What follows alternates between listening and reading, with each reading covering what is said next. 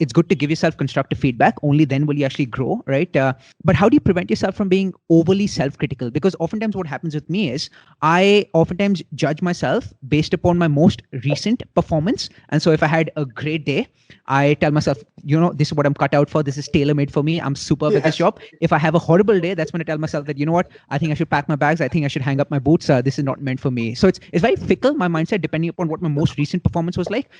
Do you experience something similar even after years doing commentary and broadcasting? 100%. Honestly, you and I are the same there. I'm completely fickle. I can get into my car after a game and think rubbish. And I honestly think, do you know what? I'll get to the end of the season and I'll stop.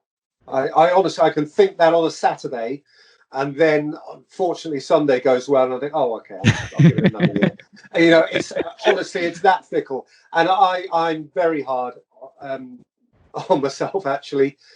Not explicitly. I don't tell anybody else, but I just curl up into my own little ball and think, oh, terrible. Especially when I do make a little mistake, a mistake that perhaps nobody else has even noticed. I think I was so careless, and for me, it's spoilt a moment or whatever, or I just mistimed a line, or I was just vague over a goal or whatever, and I think, oh, I'm losing it. So I think actually, as a breed, commentators are pretty insecure. We really are. So it's good to know that other people are too, really. It's a lot of fun, but it is very public, and you're subject not only to your own opinion, but of course lots of other people's. And again, it's a certainty in life that not everybody is going to love you all of the time, and these things can be hurtful, whether they come from other people or whether they come from inside. Absolutely. And you use the word insecure. Do you still feel nervous when you're walking into the commentary box, even after years doing the same job? You do? Yeah, absolutely. I think if you, well, it's a bit of a cliche, this, if you don't feel nervous, there's something wrong. But if on days when I don't feel nervous, I feel nervous that I don't feel nervous. Because you need to be in the right sort of mental space. I still get keyed up because we do live. I don't want to over dramatize this. We're not doing an important job. Let's remember this. Our job is not important. My goodness me, we've learned that during this pandemic. We are so utterly unimportant. Frankly, it's laughable. But insofar as we take our work seriously, we live on the edge. We're only that far away from perhaps saying something inappropriate, unconsciously or without meaning to, which is the end, or just B, getting something wrong, which can lead to ridicule, upset, whatever. Right. We do live on the edge, and so I suppose the ultimate fear of a terrible error is always there. And actually, that's why when you have done it for a while, you think, shall I get out now? Shall I get out now before I'm bound to make this awful, life-defining error? Absolutely. You know what I mean? But then something drives you on to go and take the risk again. Every game's a risk, but every game's a privilege. Yeah. Absolutely. And what I think is, and Peter, I'm not sure if you'll agree with me here, what I think is paradoxical is that when you're first starting out, say it could be a first experience, right? Given the fact that you're somewhat of an unknown entity, it's almost as if you don't have as much pressure as you do when you already have a name for yourself, when you have a certain reputation, because now you feel compelled to actually live up to that reputation because people have a certain expectation of you. Yes. And if you don't quite meet that expectation, that's what can break your heart. That can be very disheartening for you as someone who's been doing that for quite some time. Yes, I don't like to bang on about this, Andy, but that's one of the major reasons why I don't do social media. Because I don't have a strong enough mindset to deal with all of that stuff. Makes sense. And I know that if social media is being kind to me, that could affect me, that could warp my mind just as badly as if social media was being unkind to me. Right. And I really, whenever I get the chance to talk about this, I always say I really hope people don't think I'm being standoffish or antisocial or whatever. I'm really not. But I know, without being overly heavy about mental health, which is far more important than my tiny issue, but I know that it wouldn't be good for my state of mind to deal with all of that. So I just leave it alone. What you just mentioned really reminds me of this one anecdote that Virat Kohli was relating, and I'm sharing this with you only because you're a big cricket fan as well. But Virat Kohli, I think this was perhaps 10 years back when he was first bursting onto the scene. He talked about how he had this addiction with social media. So whenever he actually posted something on social media, he would actually look and check the comments that were coming in from his fans and his followers. And every time he performed well on the field, say he had a man of the match performance, scored a century, he would get lots of love from people. But of course, fans, given how passionate they are, they can be capricious as well at certain times. Yes. And so whenever, say, he didn't quite deliver the goods for his country, or whenever he let the country down, that's when the same fan who would perhaps, who was showering praise upon him maybe a couple of days back, would now hurl abuse at him. And Virat was absolutely astonished by how someone can take such a drastic U-turn. And what happened as a result was that every time he stepped onto the field, he was wanting to prove a point to that one detractor. But that, as you can tell, only made matters worse and made him even more flustered. Soon it dawned upon him that by trying to prove a point to some random and anonymous troll that he's never met, he's actually falling prey to that person's attempts to get under Virat's skin. And so he decided that regardless of what his performance on the field has been like, he will not check the comments on social media, because that'll prevent him from, number one, getting carried away by the positive comments, and number two, getting rattled by the negative ones. First of all, I'm thrilled to be mentioned in the same sentence as Virat Kohli. So I'll take that. Thank you. I wish I could bat like him. My goodness me, what a player. And if that's what he thinks, then I feel reinforced in what I think. Listen, that guy is a genius at what he does, and his position in the world is substantially greater than mine. So despite that sort of compliment you pay me by mentioning in the same sentence, I'm not aligning myself with him at all, far from it. But I kind of get what he means. And as I say, in the end, I have people who I know and trust who will tell me if I wasn't good enough. And I'll have people who will pat me on the back if they think I've done well. And, most people in their daily life do a job that doesn't get that instant feedback. That's the norm. Because we're insecure in our job, we like a little cuddle. We like to be told, well done, well done, well done. And if it's not there, we suddenly think, why is nobody saying well done? And I think it's just worth the mental adjustment of saying, do you know what? If you did a different job, you wouldn't expect this all the time. Just get on with it, go to work, do your job, and go home again. And that's the safest space for me to be in, because, as I say, if I start to engage with people beyond my realm, Right. I think I'm in trouble. I'm reluctant to carry on the conversation because I'd hate anyone to think that I believe myself to be in the same galaxy as Virat Kohli. But listen, I'm encouraged. I'm encouraged to hear what he thinks about all that, because that guy has more talent in his little toe than I have in in my entirety. So good on him. And Peter, when you were first starting out, why did you pick broadcasting in football as opposed to cricket? Of course, when it's slim pickings, when you're first starting out, it might be a case of what you end up getting as opposed to what you want. But why football and not cricket? Well, no, that's an interesting one. I think broadly, it's not a deliberate choice, but it's a choice. Well, it's an outcome which I'm glad about. Because with very, very few exceptions, I think Harsha Bhogle is one in your country. The top broadcasters these days on cricket used to captain their country. They're all great former players. And if you'd ever seen me play, you'd realise that there was never any danger of that happening with me. Whereas football broadcasting tends chiefly to have been done by people who've grown up through a journalistic or broadcasting background, and that's where the opportunities have existed. I mean, way back in my local radio days and before then, I have done some cricket commentary, but whilst you rightly identify that I'm a fan of cricket, I'm no more than a fan. If you start asking me technical questions, if you start asking me which way this is going to turn, can I read it out of the hand? Would I bat or bowl if I won the toss this morning? Or even the backstory of of good professional cricketers, I wouldn't have that now. You know, I couldn't go anywhere near commentating on cricket at anything like a high level. You know, it's not even a pipe dream. You know, maybe it once was in my sort of very early 20s, but in fact, I was working in Yorkshire when Sachin joined Yorkshire, so that was a great thrill. I met him a little bit around then, and did cover some of Yorkshire's cricket back then, sort of nearly 30 years ago. But no, I couldn't do that now, and I like it because cricket is my hobby and football is my job.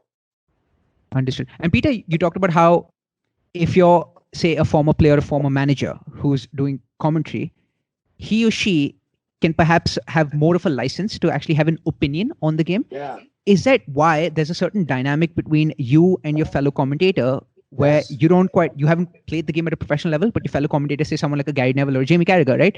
Former players who played the game. And so you perhaps describe what you see going on the field, whereas your co-commentator is more opinionated in what he or she is saying.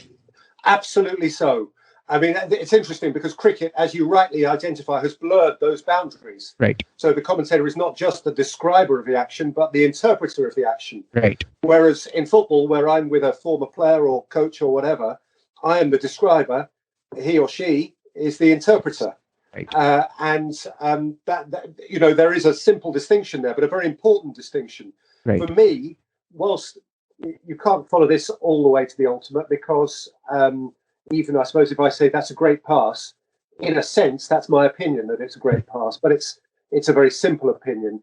But beyond that sort of thing, it is my opinion that my opinion counts for nothing.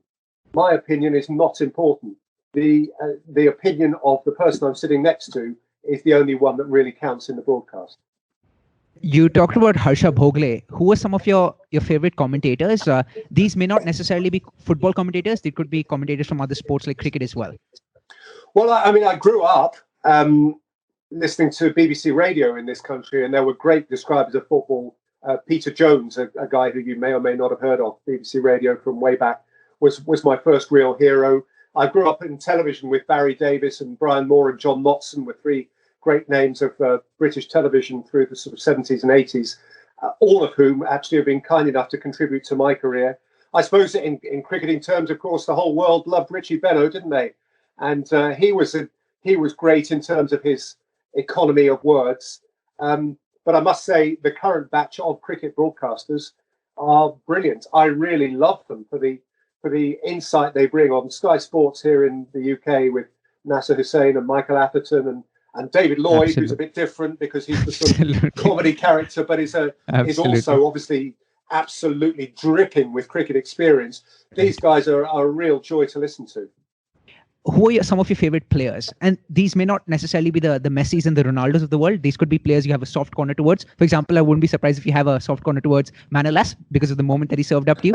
But some of the players you're fond of, some of the players you're close to, some of the players you really enjoy watching. Well, I mean, of the current gen, I always like a goalkeeper because I was one growing up, a very, very poor one. I love a good goalkeeper. So I think we're lucky in the Premier League at the moment to have probably two of the best in Alisson and Ederson, the two Brazilians at Liverpool and Manchester City. But I've always grown up loving goalkeepers. There was a time during the sort of 70s and 80s when England had a row of great goalkeepers, Shilton and Clements and Parks and Corrigan, and I loved them. But through the time I've been working, I mean, the Champions League days, sort of turn of the century, I struggled to find a player I've loved more than Zinedine Zidane to watch. I mean, he was balletic, beautiful, beautiful footballer. I loved watching the Milan team that had Shevchenko and Kaká together. They were a fabulous combination. And within that Milan team, there was Gattuso, who was the ball winner in midfield, who was a really hard-edged, competitive individual. And behind him in the defence, Maldini, who was as smooth a defender as has ever been. Although I must say that Van Dijk now for Liverpool, in terms of smooth defending and almost error-free, is right up there too. In a way, I suppose that Rio Ferdinand at his best was. Rio Ferdinand. I mean, what a classy defender. I always feel guilty for not mentioning enough English folk when this conversation comes up, but there was one. So there's a little handful, but I've been so fortunate for certainly the last 20, 25 years to sort of, without being arrogant, to have seen them all. And, that is an immense privilege, and trying to pick a team out of it. Cafu and Roberto Carlos, the two Brazilian fullbacks, I mean, they were extraordinary. And fullback play to this day, I think, is a direct follow-on from them. If you look at Liverpool's two fullbacks now, Alexander-Arnold and Robertson, who are at the forefront of this attacking dimension, they're effectively wingers. Cafu and Roberto Carlos were doing that before their time, as it were. And they were a great thrill to watch back in the day. You've certainly taken me on a very blissful trip down memory lane. I still remember this one fixture. This was in the Champions League. I believe this was the quarterfinals or perhaps the semi-finals. This was Manchester United against AC Milan. We as in Manchester United was playing at home in the first leg, and Kaká scored those two beautiful goals. Milan ended up losing that game 3-2, but then they absolutely decimated us at home 3-0 in the second leg, and then advanced. I think that may have been the 2006-2007 season, but some of the names that you mentioned, Kaká, then Cafu, Maldini, were a part of that team, and it was absolutely staggering and mind-blowing to watch them play. Yeah. No, they were a great team. And the San Siro, what a fantastic stadium. Sadly, they're going to knock it down, which I understand because it's getting old. But great stadium too. I know you've spoken about when asked as to what the best piece of advice is that you would like to give to a budding journalist or someone who is still very young in his or her career. You've spoken about authenticity being very, very important. Gary Neville mentioned something similar as well. I recently came across an interview of his where he talked about how when he was first starting out as a pundit, as a commentator, he used to end up getting a lot of flack from the public only because he was trying too hard to be posh. That's the word that he used. So he was acting out of character. But soon he realized that, you know what, if I just be myself and if I simply use the words and phrases that I typically use when I'm watching a game, say at the pub, at the bar, or back home with my friends, I think I'll sound more natural. And that shift in mindset definitely paid dividends for him. How important is it for someone to be himself or herself, to be authentic when doing such a job? I think Gary has put that very well. Actually, I really do. I think it's really important, and it's interesting to hear someone like him, who is a very strong character, admit to that fault at the start of his broadcasting career, and admit to his own insecurity around it, and admit to the fact that he had to put on a bit of a mask, right, because he had a perception of how people would want him to be. And in the end, whoever you are, you'll get found out if you're pretending. And that's why I use the word authenticity. And that's why, I don't compare myself to Gary Neville, but I think I've taken stick for my style, because of the language I use. And I think maybe people, rightly or wrongly, have thought it sounds pretentious or whatever, unnatural, until the point where I realized that I probably was inhibited about the way I was doing it, and allowed myself off the leash a bit and thought, no, this really is how I am, for better or worse. And so this is how I'll try to carry on doing it. Not in an affected way, but just insofar as it's natural. And throwing off those shackles and just being determined to be yourself, I think ultimately works. I would say, as a rider to that, though, be careful, because there's no point being stubborn about being yourself. There will be a point when someone comes to you and say, listen, this isn't working. You can do this better. And being yourself doesn't mean that you can't listen to advice. Be told, okay, we realize this is the way you do it, but actually you should perhaps dilute it a bit. Just be careful about how you do that. And otherwise, if we were all totally stubborn about our authenticity, that would imply that we never took on the opportunities to improve. But broadly speaking, I think trying to be real is not a bad place to start. Absolutely. And I love this one quote from Naval Ravikant. He's someone who works in the tech industry in Silicon Valley in California, and he talks about how no one can beat you at being you. No. That's that's absolutely right, and that is why I would also say to anybody who was starting out in broadcasting, whilst you can have people you like listening to or watching or whatever, don't go about mimicking them. Don't think I'm going to be the next Harsha Bhogle, Martin Tyler, whoever it's going to be. Don't set out to replicate what they did. Yes, use what you can of their work if that helps, but realize that nobody is better at being you than you are. And so be you, and be prepared to take on the lessons that enable you to be a better you. Absolutely. And the other point that I feel we can close with, I feel a lot of people might be under the impression that people are born with the gift of the gab. I think not too many people, or some people might not realize the fact that, it can be deliberately cultivated as well. So for example, I wasn't quite the most fluent speaker initially. I'm still not fluent, far from fluent, but I'm definitely more fluent than I used to be back in the day. But I made a deliberate effort to actually read a lot more. I have a diary, a notepad as well, where I actually note down certain words and phrases that I find captivating that I come across, say, listening to someone or when I'm reading something. And every now and then, I just go through that diary just so that those words and phrases are fresh in my mind. These are words and phrases that I'm a fan of. Do you have a similar exercise? Did you actually deliberately hone your communication skills, both your verbal as well as your written ones? I certainly continue to, frankly, use a dictionary, use a thesaurus, seek out different ways of saying the same thing. If you're articulating 125 football matches in a season, the centre half, the big centre half, is going to get up and head the ball away thousands and thousands of times. And if you can find a method to convey the same thing, at least in a few different ways, that is a good thing. And sometimes when I've had a particularly busy spell, I am so bored of hearing myself say the same things that I will, sometimes go through a little process, just have 5 minutes where I think, right, I've used the same adjective and I'm bored and repetitive, and I think, right, what could I say next time that is just a little bit different? And that really is I suppose at the heart of the way I do it. I'm bored of hearing the same old thing, and sometimes trying to reinvent the wheel is a fool's game, because actually the same old thing is the same old thing for a reason. It's the best way of doing it. But occasionally a little bit of linguistic invention is not a bad thing. And read and you'll learn new words. And if you see a new word, look it up. I mean, that's what they told you when you were 6 years old in school. Right. And you never stop finding new words. And do you listen to yourself often? I don't much like it.